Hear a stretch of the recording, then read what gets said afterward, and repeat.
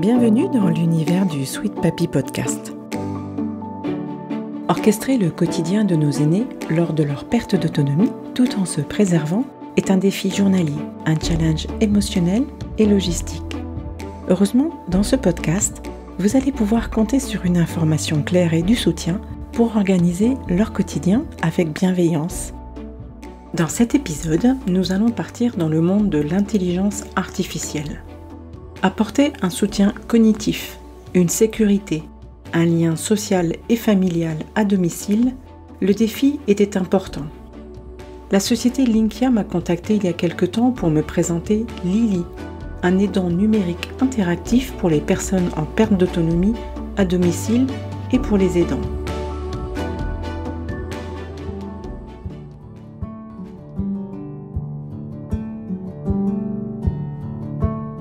Lily a commencé par me dire « J'apporte de la bonne humeur et de la sécurité. Je m'adapte pour interagir naturellement. Adopte-moi. » Ça tombe bien car aujourd'hui, Sweet Papy commence à avoir du mal à écrire sa liste de courses, à se souvenir des prénoms, des visages de toutes les personnes qui passent à la maison, de la date du jour. Il a aussi besoin de se sentir plus en sécurité. Il est un peu seul à la maison. Que vous soyez aidant naturel ou professionnel de santé ou intéressé par le sujet de la dépendance, ici vous allez entendre des conseils pratiques, d'attachantes histoires de vie, écouter des experts, partager des solutions pour développer ensemble un accompagnement de qualité.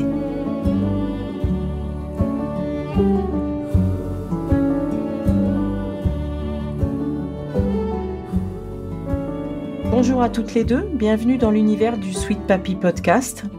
Nous nous sommes contactées toutes les trois car vous êtes en train de développer un aidant numérique interactif pour favoriser le soutien à domicile des personnes fragiles ou en perte d'autonomie qui s'appelle Lily. Pouvez-vous nous présenter les créateurs, parce que je crois qu'il y en a plusieurs, et nous expliquer qui vous êtes ? Oui, merci également à vous de nous accorder cette interview. Donc effectivement, Linkia a été créé par Olivier Pep, qui est créateur de plusieurs agences d'aide à domicile. En fait, donc il est quotidiennement en lien avec des personnes âgées, des personnes fragiles en perte d'autonomie.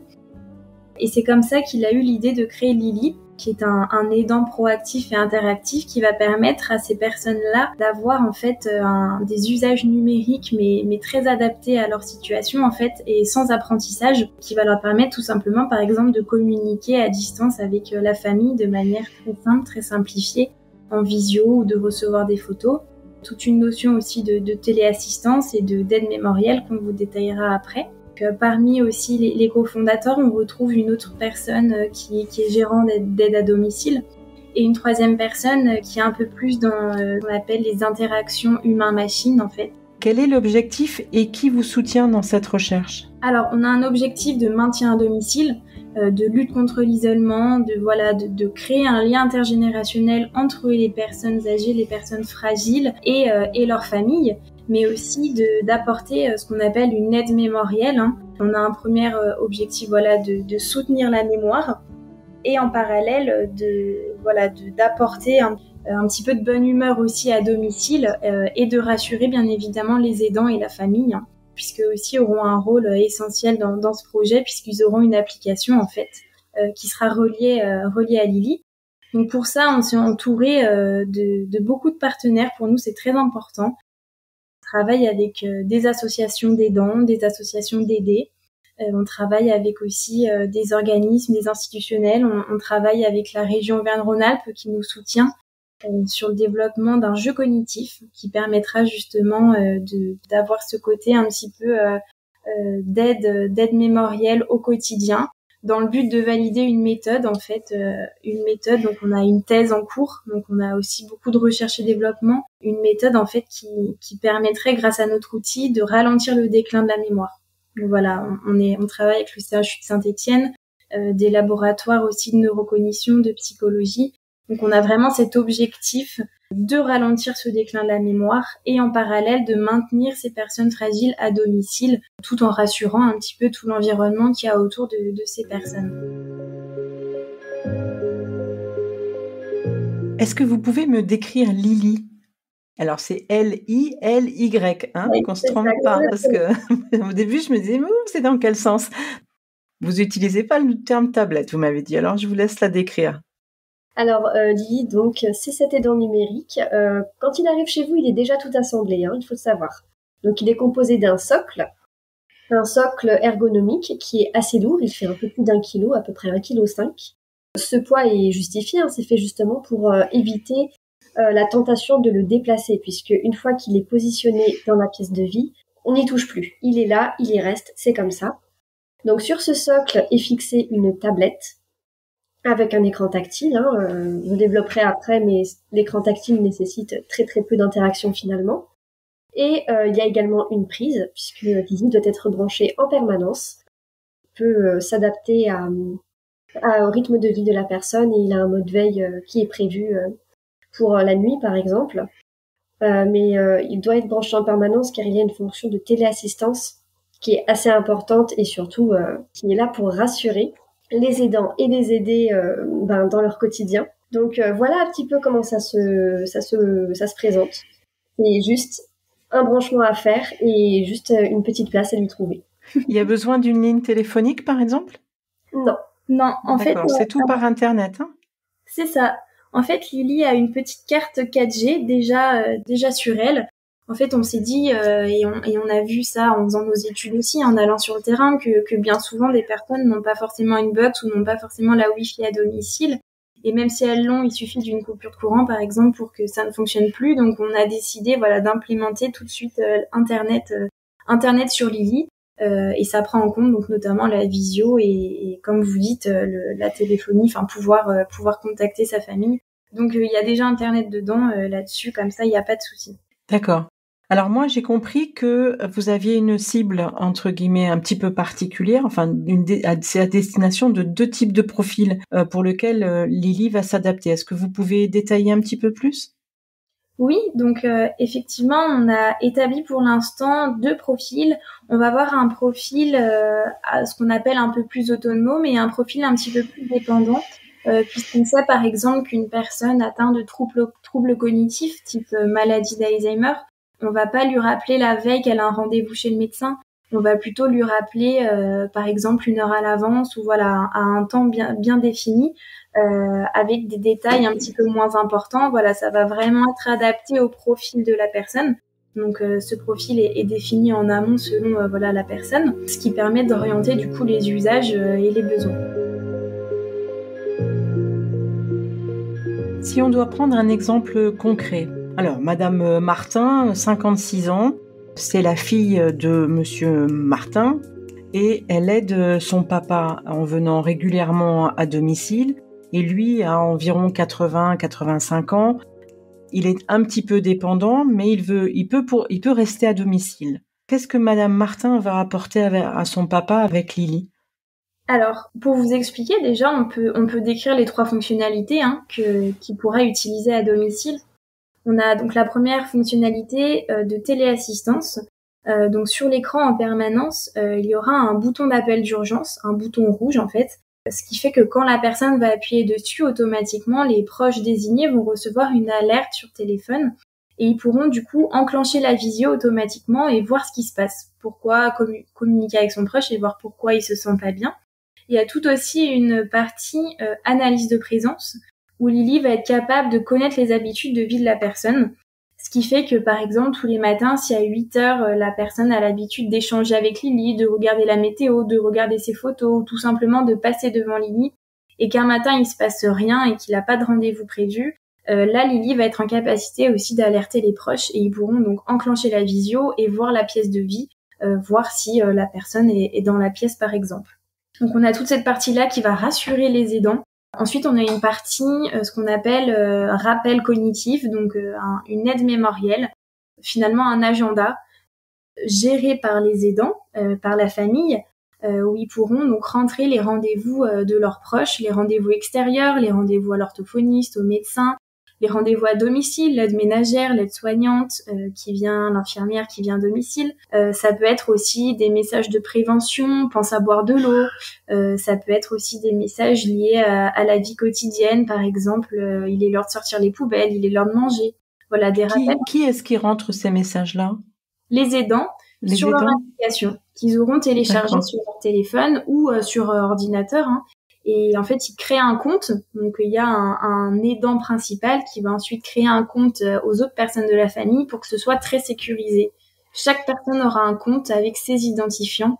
Donc, toute cette partie rappel cognitif, aide mémorielle, qui va aussi soulager les aidants, puisque ça va les soutenir dans les rappels. Ils vont pouvoir confier des rappels, entre guillemets, à Lily.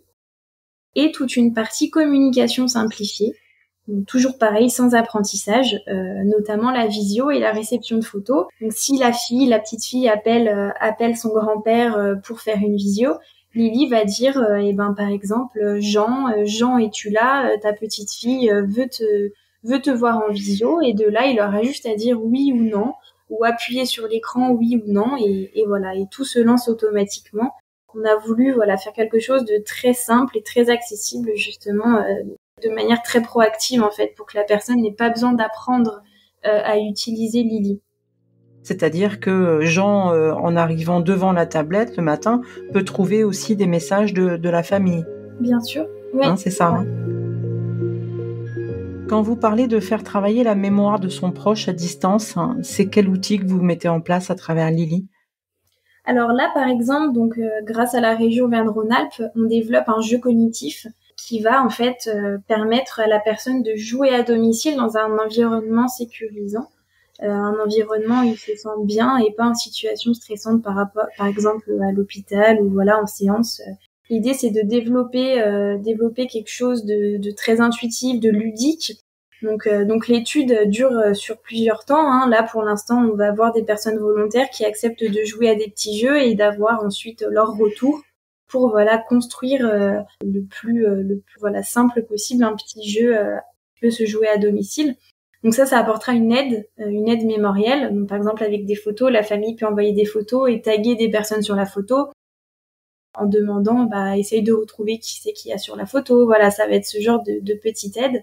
Par exemple aussi, quand il va y avoir une visio, en bas de la visio, on va mettre une photo de la personne qui appelle, son prénom, son lien familial, pour que quand la personne appelle, elle se souvienne, si par exemple elle a un petit doute sur qui elle appelle, ou des pertes de mémoire, on va soutenir cette mémoire dans tous les usages qu'on va développer.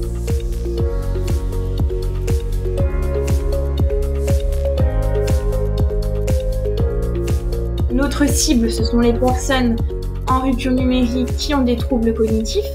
Donc, ces troubles-là peuvent venir d'une pathologie ou d'un accident, ou tout simplement du vieillissement naturel. Il y a des personnes post-AVC, on travaille avec des associations justement post-AVC, post-AIT, qui ont du coup, à la suite d'un accident, des troubles cognitifs. Et on a aussi des personnes à la suite de pathologies, type maladie d'Alzheimer, comme j'expliquais. On travaille beaucoup avec les aidants aussi, ils nous aident à co-construire le projet. On a toujours travaillé avec nos cibles finales. Ça peut être des personnes isolées, seules à domicile, justement. Un aidant qui passe, par exemple, la journée avec son proche à domicile, mais le soir doit rentrer, il peut être rassuré d'avoir Lily à domicile, mais toujours dans cet esprit quand même de soutien mémoriel. Il faut savoir qu'on a développé Lily de façon à ce qu'elle ne soit pas intrusive dans la vie privée. On sait que quand on parle d'aidants numériques, ça séduit souvent les aidants parce qu'ils sont un peu plus jeunes, ils comprennent un petit peu mieux. Et ça rebute un petit peu les futurs aidés qui, eux, dès qu'on leur parle de numérique, ne veulent rien savoir du tout. Mais Lily a été conçue justement pour n'avoir aucun apprentissage et être accessible à absolument tout le monde. Donc déjà ça, c'est un côté rassurant. Et on a conscience aussi que le lien familial, le lien entre les gens est très important. Quand on pense au numérique, dans la tête de beaucoup de gens, c'est remplacer le lien familial, le lien humain. Mais Lily n'a pas du tout cette prétention, au contraire, on l'a expliqué avec la fonction qu'elle possède d'appel en visio et de réception de photos notamment.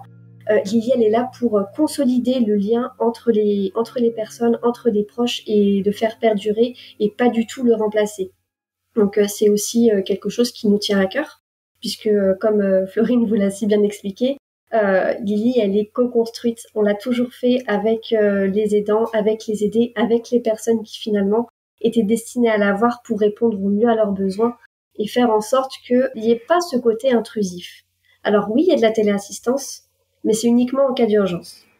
D'accord. Alors, quand Lily sera lancée, ça aura un certain coût tous les mois, et puis on peut décider d'annuler ou on peut décider de continuer. Comment ça se passe au niveau du contrat ? Bien sûr, donc le contrat que je vous envoyais, voilà, pour vous expliquer un petit peu comment ça fonctionnait, vous pouvez aussi le retrouver sur notre site internet. C'est le contrat en fait d'expérimentation. Donc là, on est en cours d'expérimentation avant une commercialisation, parce que bien sûr, c'est essentiel quand on parle d'innovation, d'expérimenter, de tester en situation réelle auprès de volontaires, d'expérimentateurs qui vont tester à domicile. Donc le contrat que je vous envoyais, c'est pour expliquer en fait comment se déroule l'expérimentation, expliquer que toutes les données sont anonymisées, qu'on travaille justement avec des personnes fragiles, des personnes en perte d'autonomie, donc on les respecte, les données, comme je vous expliquais, sont sécurisées, tout est sécurisé, on informe aussi la personne que si pendant l'expérimentation elle veut arrêter, il n'y a aucun souci. Voilà, c'est un contrat qui lie Linkia à la personne volontaire et à sa famille.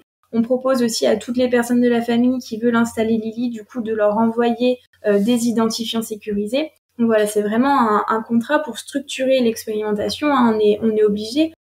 Pour nous, c'est vraiment essentiel. Et après, concernant le coût, donc on est parti sur une base de téléphonie. Donc en fait, notre outil Lily, avec la carte 4G incluse à domicile, a un coût pour l'instant. Donc on a établi ce coût à 549 €. Et après, donc c'est un abonnement mensuel, comme la téléphonie, sachant qu'on est service à la personne, qu'on a de la téléassistance, donc on a un crédit d'impôt, donc moins 50%, donc 37 € par mois, soit 18,50 € du coup après crédit d'impôt.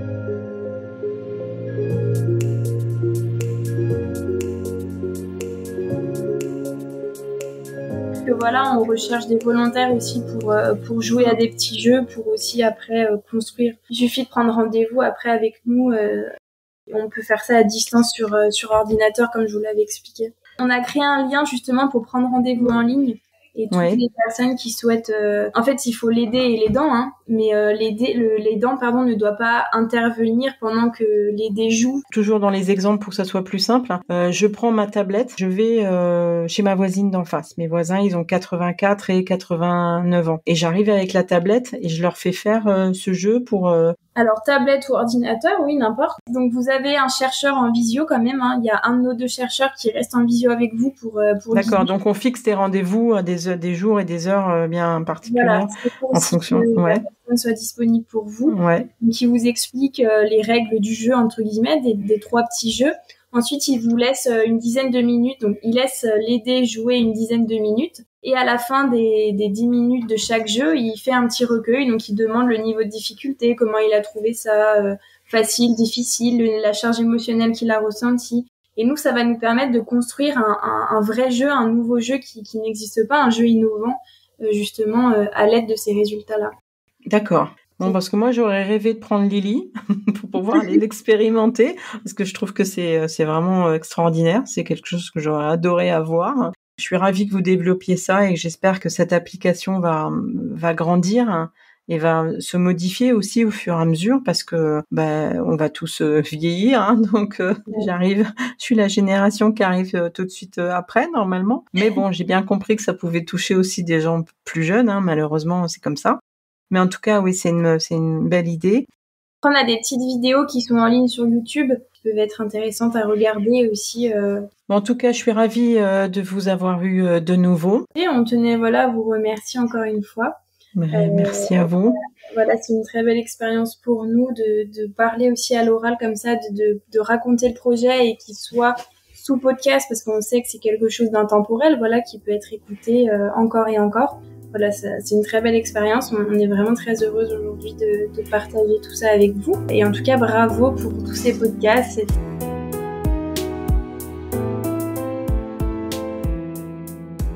Le fait de proposer une solution accessible économiquement, pensée avec l'aide de professionnels de santé, de chercheurs et surtout avec les aidants, m'a réellement enthousiasmée. C'est une option parmi tant d'autres, mais qui reste adaptable qu'à une partie de la population âgée. Cela nécessite également que la famille soit partie prenante pour tout mettre en œuvre, ce qui n'est pas évident. Gageons que Lily saura trouver sa place rapidement dans les foyers pour orchestrer le quotidien, à l'heure où même nos aînés sont avec leur portable à la main et nous appellent avec WhatsApp.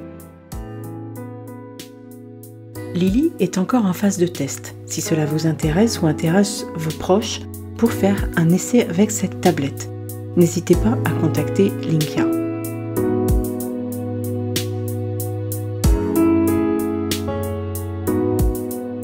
Ne manquez pas l'épisode de la semaine prochaine, car nous partirons en voyage avec nos aînés pour leur plus grand bonheur. Encore merci d'avoir suivi cet épisode et ce partage intime. Si les thématiques abordées dans ce podcast vous ont intéressé, ou vous êtes éventuellement concerné, retrouvez-moi également sur Instagram, Facebook ou contactez-moi par mail. Je me ferai un plaisir d'en discuter avec vous et pourquoi pas de vous interviewer. Pensez également à partager ce balado et pour profiter de la suite, abonnez-vous. Enfin, pour m'aider à le faire connaître, notez 5 étoiles sur Apple Podcast avec un petit commentaire. Allez, à très bientôt et d'ici là, prenez soin de vos proches.